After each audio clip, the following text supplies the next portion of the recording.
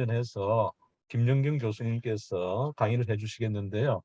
뭐 다 여러분 아시다시피 우리 김연경 전 초대 원장님은 우리 로터스 아카데미 초대 원장님으로서 이 재능법사 양성 과정 초석을 다진 분이십니다. 예, 그 잡타가 공인하는 그 제일 행복한 분이라고 이야기를 하시는데요. 예, 오늘 우리 재능법사 정체성 아이덴티티에 대해서 좋은 내용의 강의를 해주실 걸로 생각이 듭니다. 큰 박수로 맞이해 주시기 바랍니다. 예, 부탁드리겠습니다. 예, 감사합니다.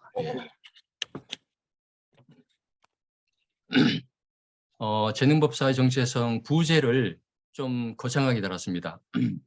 문명사적 위기와 대전환기, 선택의 기로에선 대한국인. 우선 시작하기 전에 좀 아이스 브레이킹용도 좋고, 예, 몇 마디 말씀을 좀 드리고 시작을 하도록 하겠습니다. 그 논어 첫 편에 보면은 붕우자원방내하니 라코와, 그다음에 하기 시습지하니 부력 열호와, 이런 말이 있습니다. 그죠? 그래서 공부하고 그다음에 때로 익히니 이 얼마나 부력 열호와, 그래. 이 얼마나 열이 있냐. 열은 거기서 희열이거든요. 기쁨이 있냐. 친구를 만날 때는 락이라고 했는데, 예, 아시겠지만. 그 사실은 공자님이 굉장히 겸손하셨던 것 같아요. 하기 시습지가 아니라 하기, 배우고, 강지, 가끔 이렇게 가르치니 혹은 공유하니 부력 열호와, 이런 생각이 드는데, 이런 기회를 주신 원장님, 그 다음에 이사장께 감사드리고요. 제가 아까 이제 행복 말씀하셨습니다만, 제가 이제 이런 강의를 할 때면 항상 앞에 하는 얘기가, 세상에서 가장 행복한 사람 보셨습니까? 바로 앞에 있습니다. 또라이죠. 이런 말을 합니다. 세상이 얼마나 혼탁하고 어지러운데 자기가 세상에서 가장 행복하다는 얘기를 할 수 있겠습니다만, 그래도 아무튼 하다 보니까 저의 그 지난 삶에서 공부를 했다는 것이 저한테는 참 큰 행복의 그 원천이 됐습니다. 특히 저는 좀 특이하게도 이슬람 문화, 이슬람 문명 혹은 이슬람학을 공부를 하게 됐는데, 한국에서는 사실은 동양 혹은 서양 철학, 인문학을 공부한 분들은 많지만 그와 아울러서 플러스 알파, 소위 중양, 이슬람권에 대한 그 연구를 한 사람은 그렇게 많지가 않습니다. 굉장히 드물죠. 그래서 제가 오늘 여러분에게 우리가 잘 알지 못하는 그 이슬람권의 이야기까지 합쳐서 동양과 서양과 중양을 다 아우르는 저 나름대로의 지식을 풀어보려고 합니다. 우선 여기서 대한국인이라고 했는데, 대한민국이 아니고 왜 대한국인이라고 했느냐는, 이 개념 속에는 혈연 관계 혹은 지연, 학연 이런 거를 떠나서 이 한반도에 사는 사람들을, 그리고 한반도 혹은 한반도의 어떤 역사적인 운명에 관심을 갖고 있는 모든 사람들을 다 아우르는 단어입니다. 그러니까 이 속에는 한국에 사는 다문화 혹은 이주 노동자 혹은 세터민 혹은 비정상회담의 그 멤버들, 이런 사람들이 다 포함되는 것을 의미하고, 한반도에 살고 있지 않더라도 한반도의 역사적인 어떤 그 위치에 지대한 관심을 갖고 있는 분들이 많이 있거든요. 전 세계적으로. 그런 분들을 다 아우르는 그런 단어가 되겠습니다. 제가 아까 학자의 길을 간 거에 대해서 상당히 참 행복하다고 말씀을 드렸는데, 무슨 학위가 있다 아니다 그런 것이 아니라, 여러분과 같이 이렇게 이 귀한 시간에 공부를 할 수 있다는 것이 굉장히 큰 행복인데, 그러니까 이슬람의 창시자 무함마드가 한 이야기 중에 이런 말이 있습니다. 학자의 잉크는 순교자의 피보다 더 진하다. 대단한 말이죠. 학자의 잉크는 순교자의 피보다 더 진하다. 학자의 그 임무가 그렇게 막중하다는 얘기가 되겠습니다. 물론 제대로 그 일을 해야지만 그렇다는 얘기고, 만약에 제대로 학자가 어떤 관이 잘못되고 그다음에 방향이 잘못되면은 완전히 사회에 폐악을 끼치는 그런 역할을 할 수도 있겠죠. 그래서 한편으로는 기쁘고 한편으로는 두려운 그것이 저희들의 소명이 되겠습니다. 그래서 오늘은 사실은 제가 좀 욕심을 내서 그 잉크를 좀 튀기려고 합니다.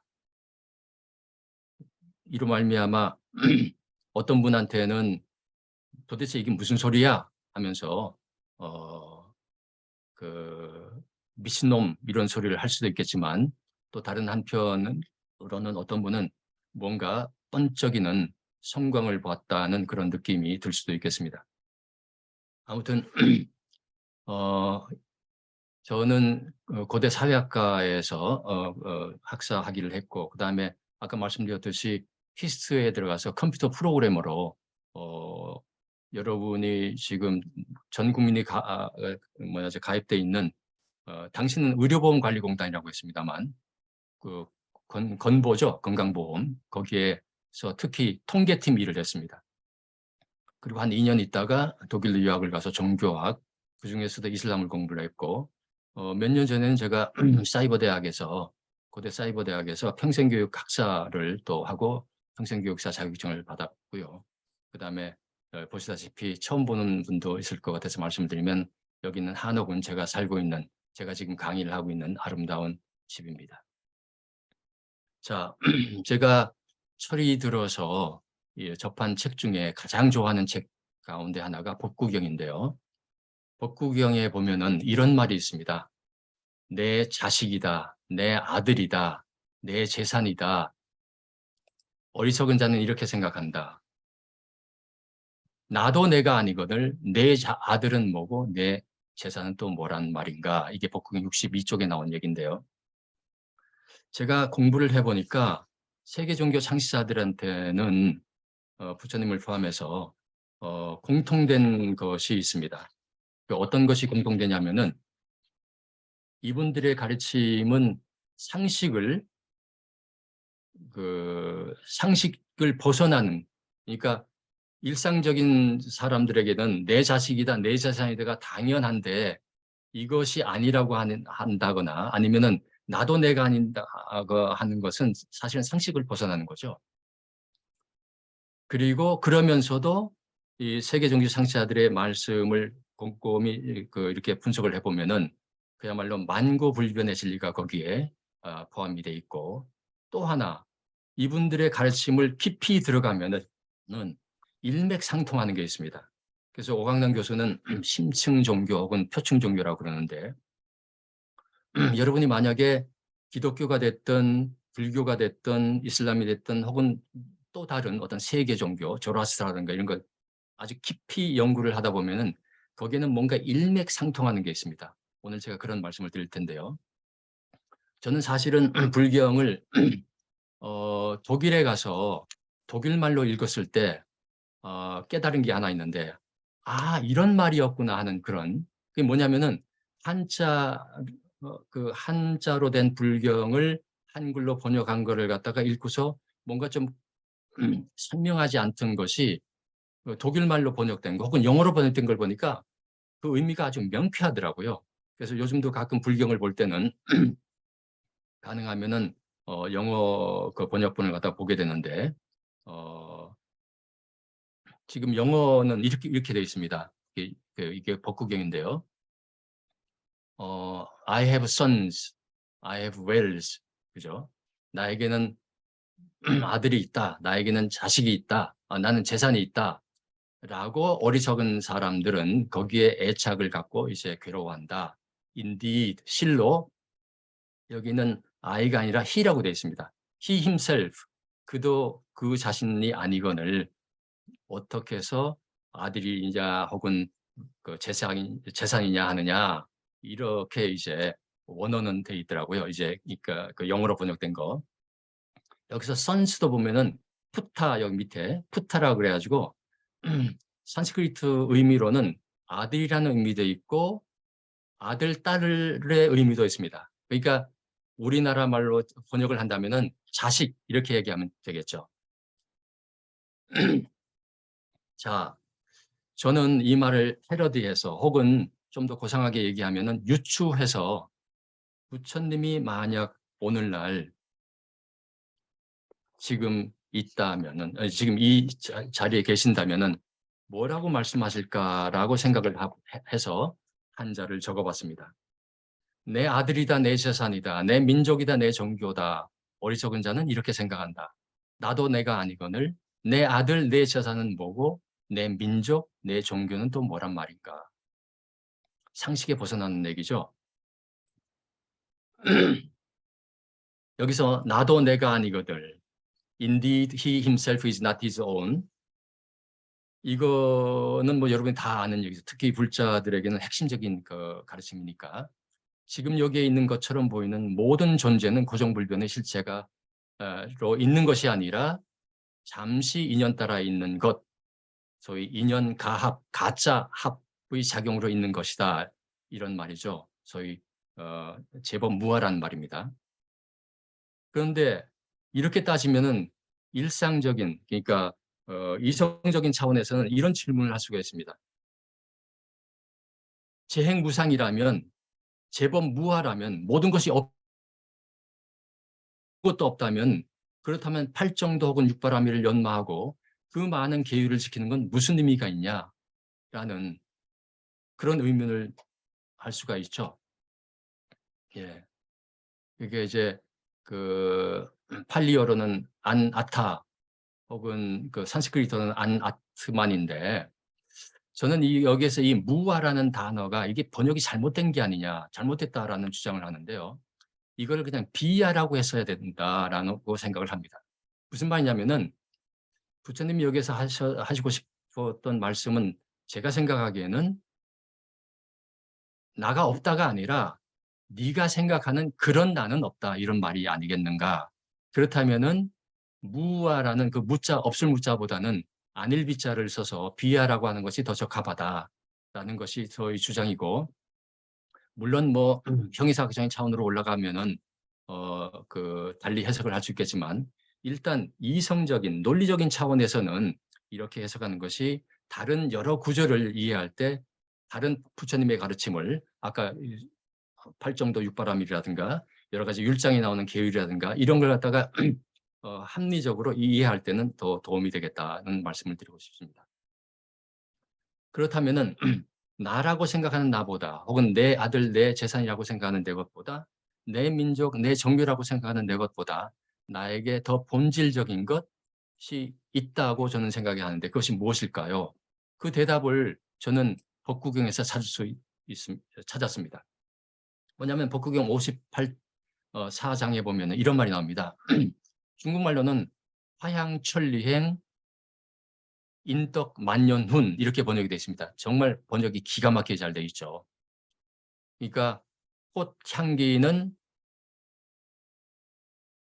천리행, 천리를 간다.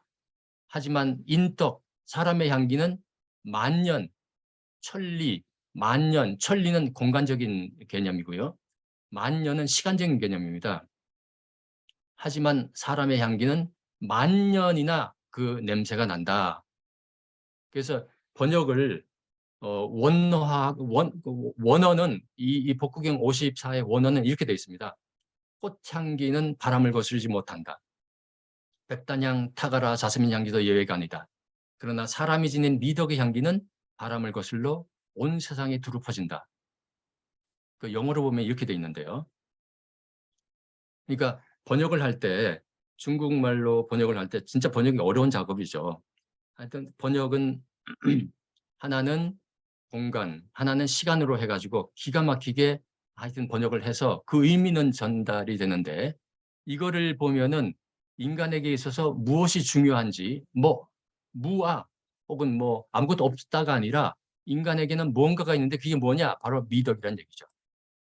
예. 그래서 그 영어 보면 여기 지금 only the refutation of good people 선한 사람들의 그 평판은 can go against wind. 바람을 거슬러서 세상에 퍼진다는 얘기죠. The reputation of the virtuous ones. 고결한 사람의 그 평판은 wafted abroad in all direction. 사방팔방으로 퍼진다. 예. 그래서 법구경을 유출을 하면 이렇게 말씀을 드릴 수 있겠습니다. 꽃향기는 바람을 거스르지 못한다. 백단향, 타가라, 자스민 향기도 예외가 아니다. 그러나 사람이 지닌 미덕의 향기는, 민족이 지닌 미덕의 향기는, 종교가 지닌 미덕의 향기는 바람을 거슬러 온 세상에 두루 퍼진다. 이렇게 말씀을 드릴 수 있겠다. 자, 그리고 한 500년 있다 팔레스타인에서 바로 그리스도라는 이름이 이제 존칭이 붙게 되는 예수라는 인물이 태어납니다. 성경에 보면은 그분의 일화가 나오는데 그분의 일화 중에 아까 제가 말씀드린 내 아들이다, 내 자식이다, 내 재산이다 라는 것과 일맥상통하는 가르침이 있습니다. 그게 뭐냐면은 마가복음, 마태복음 여기 다 나온 얘기인데요. 이 얘기입니다, 바로. 여러분도 들어보셨을 겁니다. 그때 예수의 어머니와 형제들이 밖에서 예수를 불러달라고 사람들을 들여보냈다. 예수님이 사람들을 모아놓고서 어느 그 폐쇄된 공간에서 이야기를 하고 있으니까 그 어머니와 형제가 와서 사람을 보내서 예수를 좀 불러주세요. 이렇게 이제 요청을 한 겁니다. 그랬더니 불러다녔던 군중이 예수께 선생님의 어머님과 형제분이 밖에서 찾으십니다. 라고 말했습니다. 상식적이면은 그래? 오셨어? 그러면서 나가셔서 맞았을 텐데 예수는 그 자리에서 전혀 다른 이야기를 합니다. 누가 내 어머니고 내 형제들입니까? 유교적으로 얘기하면 불효도 이런 불효가 없죠. 그런데 예수는 혁명적으로 전혀 상식에서 어긋나는 이야기를 합니다. 누가 내 어머니이고 내 형제들입니까? 라고 반문하시고 둘러앉은 사람들을 돌아보시며 말씀하셨습니다. 바로 이 사람들이 내 어머니이고 내 형제들입니다. 하나님의 뜻을 행하는 사람이 곧 내 형제요, 내 자매입니다. 내 어머니입니다. 이런 얘기를 합니다. 그러니까 형제라는 단어 혹은 어머니라는 단어가 하나의 포장을 벗고 새로운 차원으로 이제 그 이해가 되는 그런 그 모습이죠. 이것이 여기에뿐만이 아니라 또 다른 데서도 나타나는데요. 그로부터 약 600년 후에 아라비아 반도에 무함마드라는 인물이 나타나서 전혀 새로운 상식에서 벗어나는 그러면서도 혁명적인 기존의 사람들의 통념을 완전히 깨고 그 사람들을 새로운 인간으로 개조해내는 그러한 역사를 펼치는데 이분이 세상을 떠나기 직전에 메카로 성지순례를 갑니다. 거기에서 이제 마지막 연설, 이걸 고별의 연설이라고 하는데 그 고별의 연설을 하는 자리에서 그 수많은 사람들한테 이런 선언을 합니다. 여러분, 거기에 수천 명의 사람들이 모여서 무함마드가 여러분 그러면은 거기에 그 이 말을 전하는 사람들이 군데군데 서서 여러분 이렇게 이제 전하면서 이 말이 이제 거기에 있는 사람들한테 다 전달이 되는데 이렇게 얘기합니다. 여러분, 여러분의 신은 단 한 분이고 여러분의 조상도 단 한 사람입니다. 여러분은 모두 하나님께서 진흙으로 빚어 만든 아담의 후손들입니다. 아랍인은 비아랍인보다 우월하지 않고 비아랍인도 아랍인보다 우월하지 않습니다. 황인도 흑인보다 우월하지 않고 흑인 또한 황인보다 우월하지 않습니다. 우열이 있다면 그것은 오직 신앙심에 달렸습니다.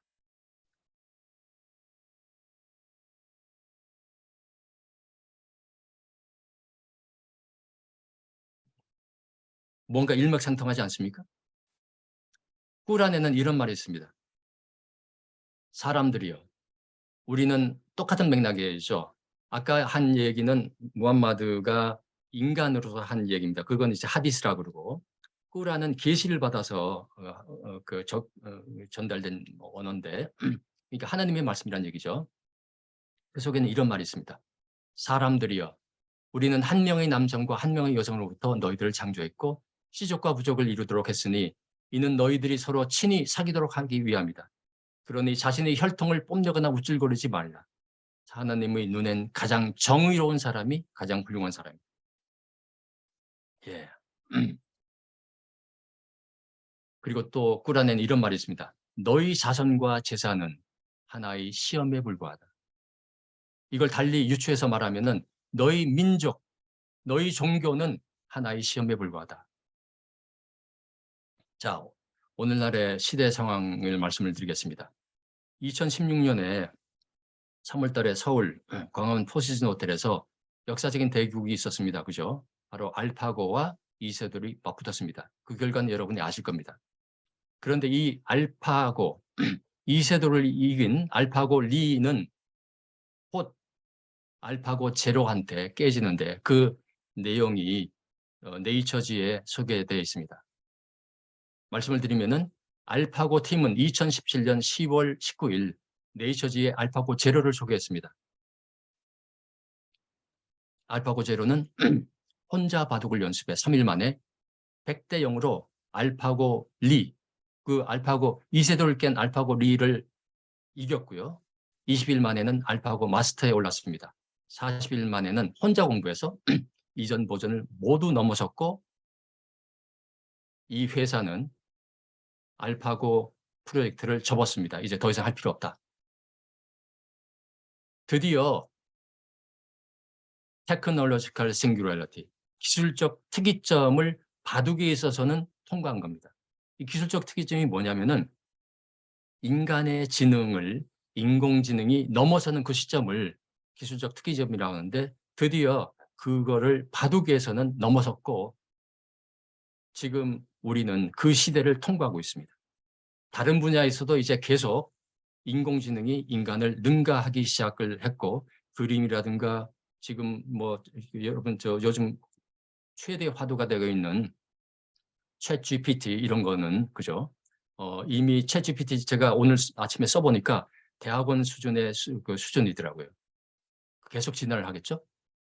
세계를 정복하기 위해 발명된 기계는 점점 더 강력한 인공지능을 갖게 될 것이고 이것은 결국 그들이 감정과 의식을 갖게 된다는 것입니다. 어떤 의미죠? 만약에 이들이 의식을 갖게 된다면은 나중에 이들이 모여서 컨퍼런스를 할 겁니다. 어떤 컨퍼런스? 우리 인간을 이거 그대로 놔둬도 돼? 이렇게 환경 파괴하고 이렇게 자원 낭비하고 이렇게 거짓말하고 이렇게 부정선거하고 이런 인간들을 그냥 놔둬도 돼 하는 컨퍼런스를 할 수도 있다는 얘기입니다. 자, 그래서 새로운 기술 문명, 그에 따른 새로운 사회 환경, 지구촌에서 우리는 새로운 정체성을 추구하지 않으면은 인공지능에 의해서 우리가 만든 기계 문명에 의해서 소멸될 수도 있는 그러한 위기 상황에 처해 있습니다. 이러한 상황 속에서 우리가 재능법사의 정체성이든 한국인의 정체성이든 우리의 정체성을 다시 한번 점검해 볼 필요가 있어서 제가 박사학위 논문에서 다루었던 이론을 여러분한테 소개하려고 합니다. 이게 제가 박사학위 논문인데요. 제가 참 운이 좋게도 에밀 안젤이라는 이분의 책을 읽게 됐는데 여기에 이론 정체성을 다루는 아주 탁월한 이론이 있었어요. 그걸 제가 제 논문에 갖다 썼는데 제 논문의 주제는 디아스포라 무슬림의 정체성 문제였습니다. 그래서 이 논문은 전반부는 정체성의 이론에 관한 거, 그다음에 그 이론을 적용을 해서 독일 무슬림들 중에서도 그러니까 독일 국적의 독일 그 혈통의 무슬림들의 정체성을 다 분석을 했는데 이 이론은 독일 무슬림들뿐만이 아니라 독일 불제자들, 독일 기독교인들 혹은 한국 그 인들도 전부 다 그 분석하는데 활용할 수 있습니다. 그래서 제가 오늘 잠깐 그 맛을 보여드리려고 갖고 왔는데 제가 그 학위 논문을 그 준비하면서 접한 수많은 그 정체성 관련 자료 중에서 가장 인상 깊은 거를 한번 이 기회에 여러분한테 짧게 설명을 드리려고 합니다. 1933년에 독일에서 나치 히틀러가 정권을 잡습니다.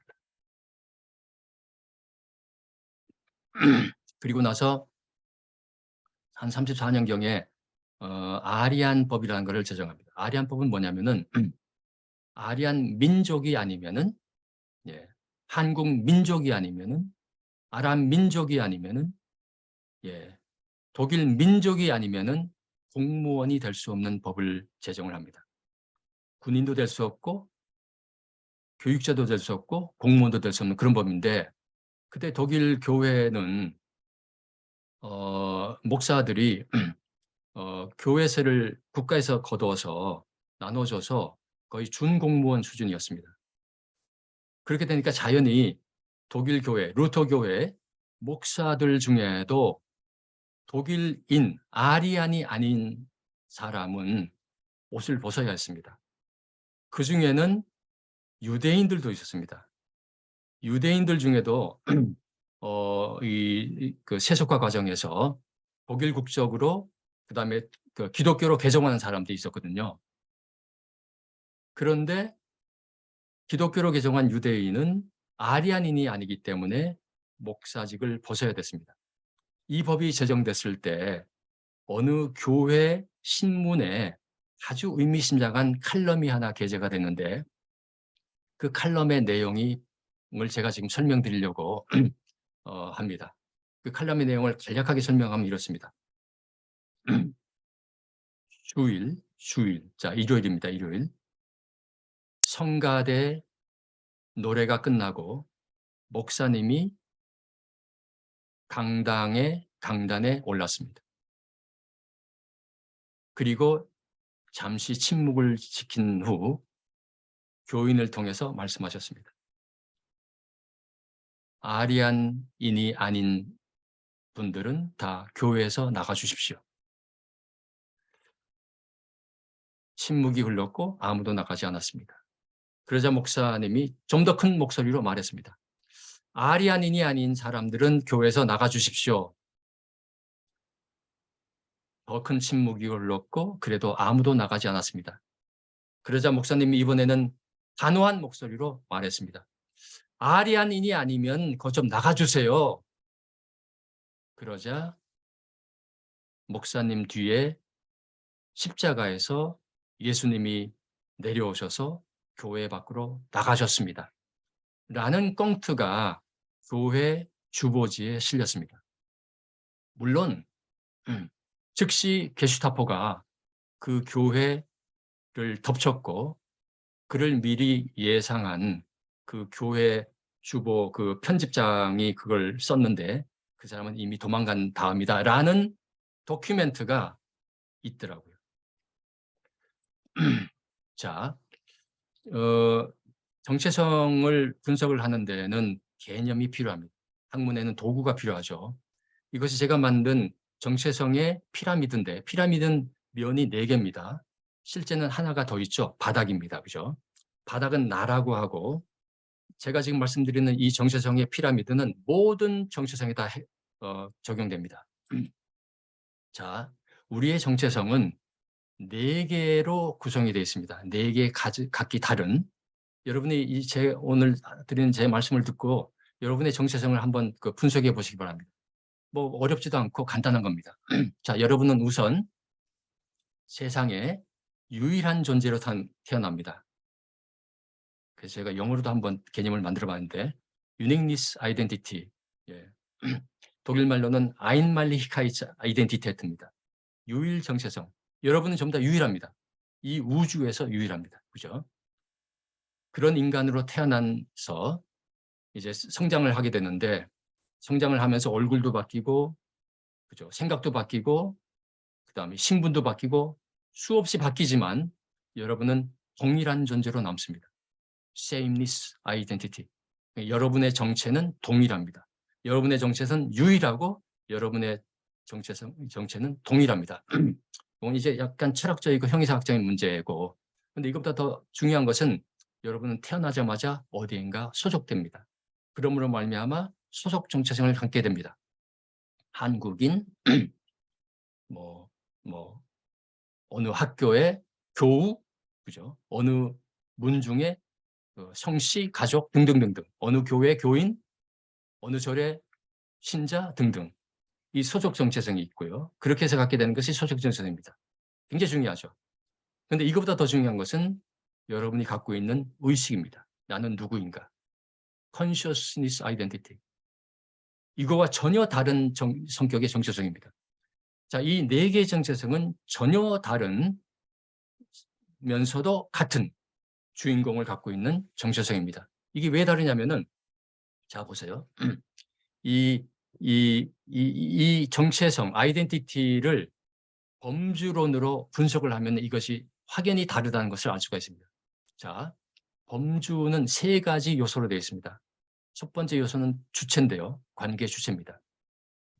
정체성은 관계라는 범주에 속하는 개념입니다.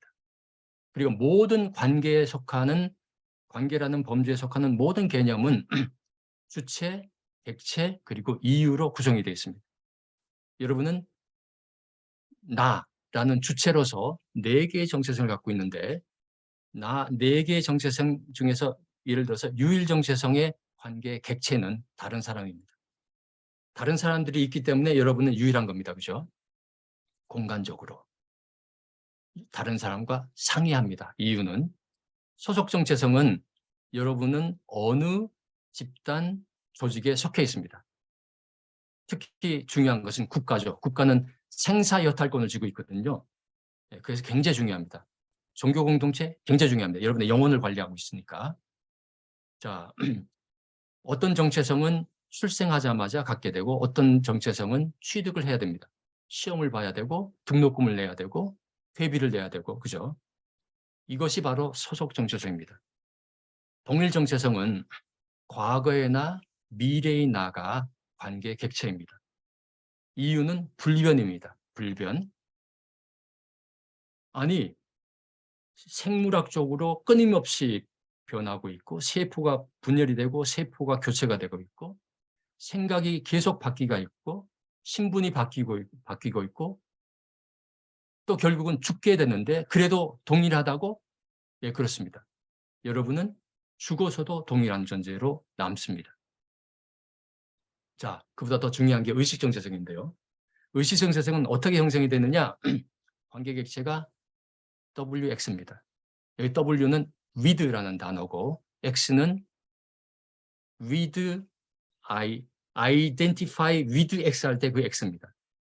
의식정체성은 어떻게 생기냐? 동일시하면서 생깁니다. 아, 나는 한국인이야. 그래서 한국이 축구에서 이기면은 막 기뻐하죠. 지면은 슬퍼하고, 그죠? 왜? 아이덴티파이 하기 때문에. 그것은 의식 정체성을 갖고 있다는 얘기입니다. 그죠?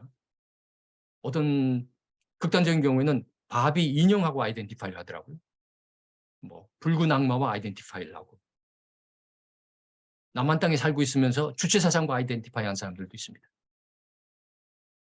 아무튼 남한에 살고 있든 미국에 살고 있든 어디에 살고 있든 X, 이 X에 의해서 의식 정체성은 결정이 되는 겁니다. 이 X가 바뀌면은 때로는 이민을 가기도 하고 개종을 하기도 하고 다시 돌아오기도 하고 그렇습니다. 이걸 보면은 여러분이 갖고 있는 네 개의 정체성이 전혀 다른 성격의 정체성이구나라는 것을 알 수 있습니다. 그죠? 자, 다시 도표로 간단하게 설명하면은 천상천하 유아독존입니다. 부처님뿐만이 아니고 물론 부처님은 독존할 때 이 존이 존귀하다는데 저는 이거를 존재하다 할 때 존으로 바꿔서 여러분도 천상천하 유아독존입니다.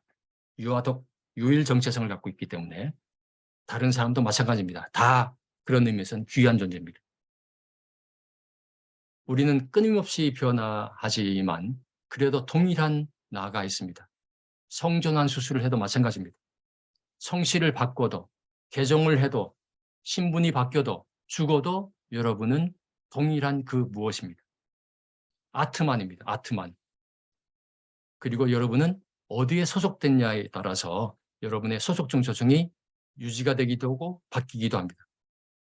그리고 가장 중요한 것은 나는 누구인가는 여러분이 누구와 자신을 동일시하느냐에 달려 있습니다.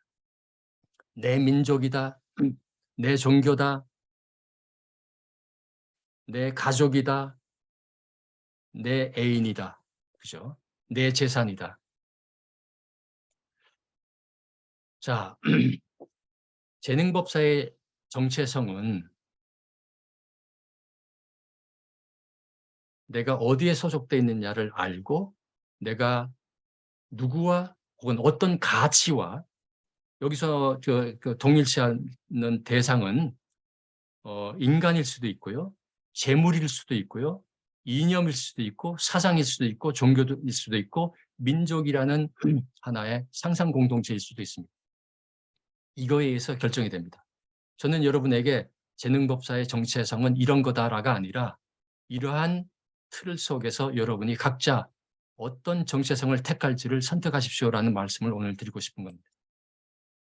재능법사 나는 누구인가? 예, 그 말입니다.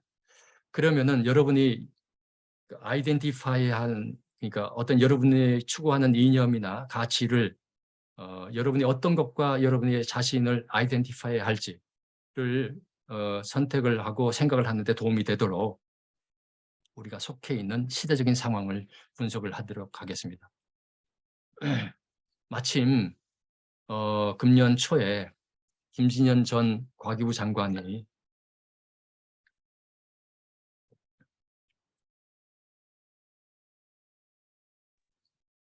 조선일보하고 인터뷰한 기사가 나왔는데 이분의 이야기가 제가 하고 있는 분석하고 거의 똑같더라고요.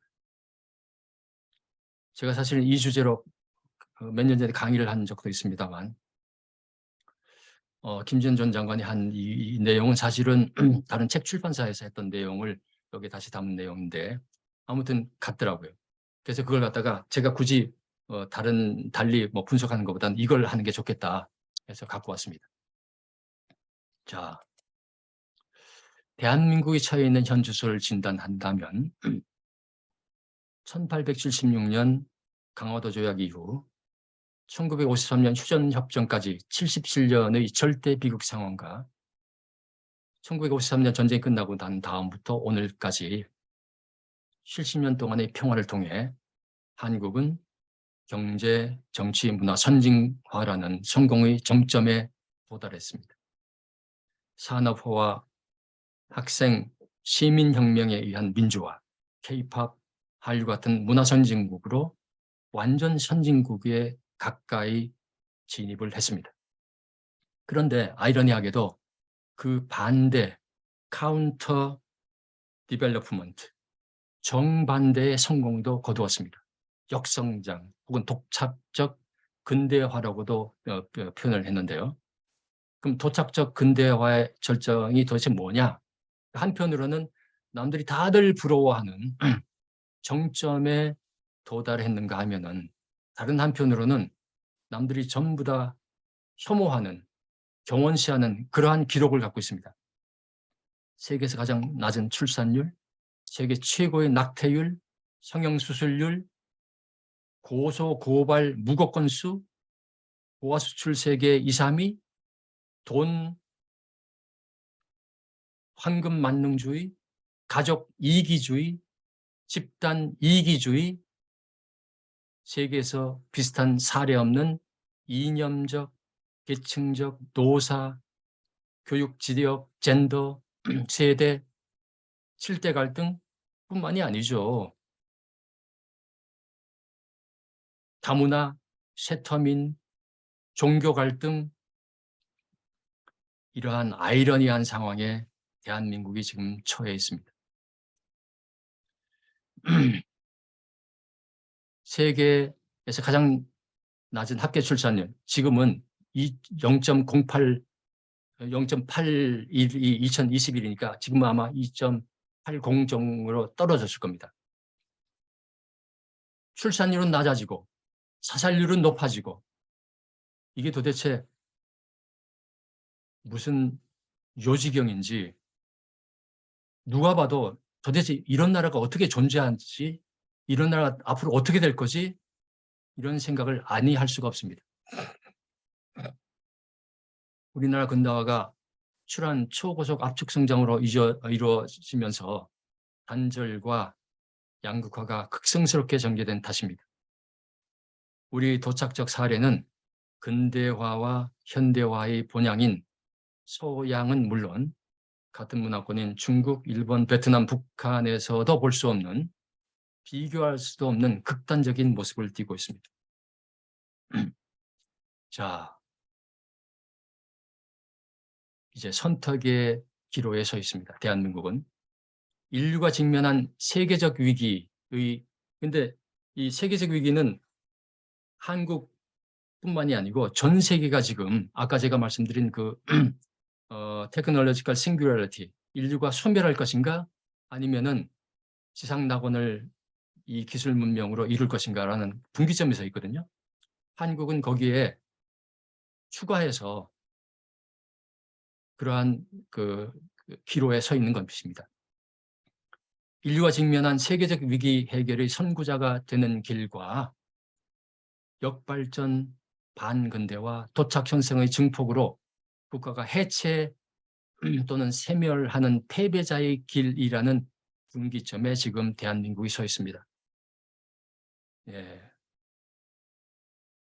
첫 번째 길로 갈 가능성은 이라고 기자가 물었더니 김준현 전 장관이 이렇게 얘기합니다. 안타깝지만 현재로선 그리 높지 않습니다. 보수 진영을 떠나 역대 정권들이 자강이라는 국가 목표를 망각하고 약화시켰기 때문입니다. 이로 인해 국민들이 국가의식, 자강의식은 희박하고 왜곡되었습니다. 오죽하면은 헬조선이란 말이 나왔겠습니까?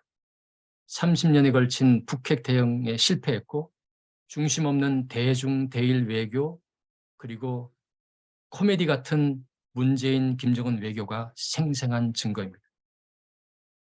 자, 그럼에도 불구하고 북한은 바로 2개월 전에 진행된 제6차 전원회의에서 핵탄, 핵무기 보유량을 기하급수적으로 늘릴 것이라고 선언을 했습니다.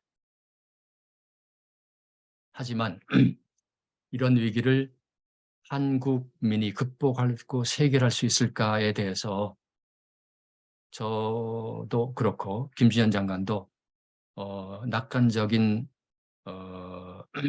실마리를 남겨놓고 있습니다. 찾아서 말하고 있는데 한국민은 불교, 유교, 기독교라는 세계 3대 종교를 섭렵하고 완벽하게 소화한 유일한 민족입니다. 물론 이거는 조금 반성을 좀 해봐야 되겠습니다만 아무튼 희망사항으로 충분히 할 수 있는 이야기입니다. 우리가 뜻을 세우고 제대로 노력한다면 새로운 가치와 해법을 발견할 수 있습니다. 여기서 세기를 찾는 것이 한국인에게 부여된 천명일 수 있습니다. 한국을 위해서가 아닙니다. 세계 문명, 기로에선 인류 문명을 위해서 한국인에게 부여된 천명이란 말입니다. 물론 종교만으로는 충분치 않습니다. 그죠? 그것만으로 충분할까요? 기자가 물으니까 흥망성쇠의 시발점이자 출발점인 정치가 달라져야 합니다. 새로운 정치, 즉 K정치가 새로운 대한민국을 만드는 첫걸음입니다. 국민에게 이게 내 나라고 내가 헌신 희생해야 한다는 자발성을 촉발하는 본원적 정치를 회복해야 합니다. 여러분 제가 묻겠습니다. 과연 우리나라 정치가들이 이걸 해낼 수 있을까요? 저는 아니라고 봅니다.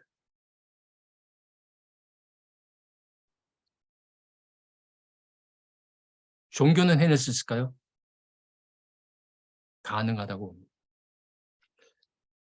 사실은 막스도 그런 얘기를 했습니다만 막스가 뭐라고 얘기했냐면 이렇게 얘기합니다. 모든 사회 비판의 알파와 오메가는 종교 비판이다라고 얘기했습니다. 그리고 그 종교 비판은 이제 끝났다. 포이어바하의 투사 이론에 의해서 종교 비판은 끝났다라는 선언을 합니다. 무슨 얘기냐면은 사실은 우리나라 정치인은 종교 세계, 우리나라 종교 세계에 저는 종속 변수라고 봅니다. 종교계가 제대로 했다면은 정치계가 이렇게 될 리가 없습니다. 그런 의미에서 재능법사 여러분은 물론이고 재능천사 여러분에게도 저는 희망이 있다고 봅니다. 자, 김 전 장관은 우리나라의 많은 80대, 90대가 70대를 포함해서 한국 정치의 처참한 수준과 후진성을 밤잠 못 이루며 걱정하고 있습니다. 아마 많이 공감하실 겁니다. 저도 마찬가지입니다. 안타까워할 게 아니라 회고록 또는 반성 같은 방식으로라도 자기 분야에서 진정한 해법과 대안을 내나왔으면 합니다. 라고 했는데 저도 오늘 제가 드리는 말씀이 바로 그러한 제 나름대로 고민한 해법 중에 하나입니다. 대한민국에서 서민, 시민 또는 기능인으로서 혹은 학자로서 산다는 것은 한국 민족사와 인류적 삶을 동시에 사는 이중적인 의미가 있습니다. 우리는 한국이 못다한 미완의 과제 완성과 첨예한 인류 문제 해결이라는 두 개의 사명을 짊어지고 있습니다. 여러분,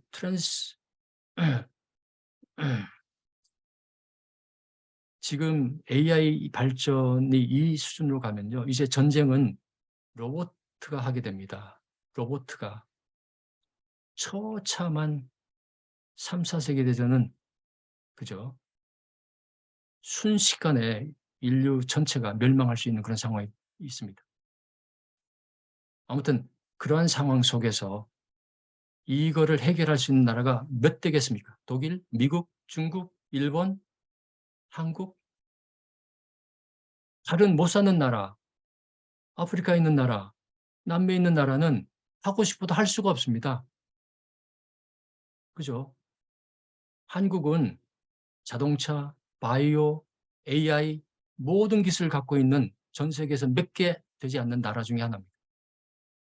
자, 따라서 우리 문명의 새로운 장을 여는 역사의 주인공이 될 수 있음을 가슴에 새기고 행동했으면 합니다. 우리의 주역들이 두 개의 절정을 냉철하게 정리수렴 승화한다면 우리나라가 문명사적 위기와 대전환기 지구촌 인류의 세기를 제쳐가는 새 문명의 선구자가 될 수 있습니다. 우리가 뜻을 세우고 제대로 노력하면 새로운 가치와 해법을 발견하고 새로운 길을 열 수 있습니다. 자, 문명사적 위기와 대전환기를 통과하고 있는 인류 사회와 한반도, 인류가 필요한 새로운 가치와 해법, 새로운 길, 새로운 문명을 제시해야 할 선택기로선 뭐가 되겠습니까? 결국은 새로운, 결국 이거죠. 미덕의 향기. 예. 자, 그래서 거기에 대해서 고민한 분들의 말씀을 공유하도록 하겠습니다. 토마스 페인이라고 미국 독립의 기초를 만든 분인데 그분이 한 얘기 중에 이런 말이 있습니다. 세상은 나의 나라, 인류는 나의 결의, 선행은 나의 종교. 바하이 신앙의 창시자인 바하올라는 이렇게 말씀하셨습니다.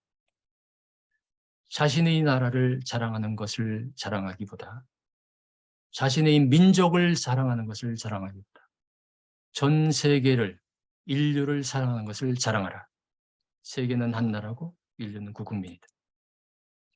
에리 프롬이 기가 막힌 말을 했어요. 제가 항상 가슴에 새기고 있는데 새로운 세상, 차츰 모습을 드러내고 있는 하나된 세상은 새로운 인간, 새로운 정체성을 가진 인간, 혈연과 지연이라는 원시의 족쇄로부터 벗어난 인간, 자신의 인류의 자식이자 세계의 시민으로 여기는 인간, 그 어떤 배타적 집단이 아니라 인류와 인류 전체의 삶에 충성을 바치는 인간, 인류를 사랑하기 때문에 자신의 민족과 국가와 종교를 사랑하는 인간, 자신이 속한 종족이나 종교에 대한 충성심으로 인해 보편적 가치에 대한 판단력이 일그러지지 않는 인간, 이런 인간의 실현을 통해서만 수립될 수 있다고 나는 믿는다. 낡은 꿈을 버려라. 이젠 새로운 꿈, 대한국인이여 그들을 위해 예비된 보다 더 담대한, 보다 더 위대한, 보다 더 큰 꿈을 꿔라.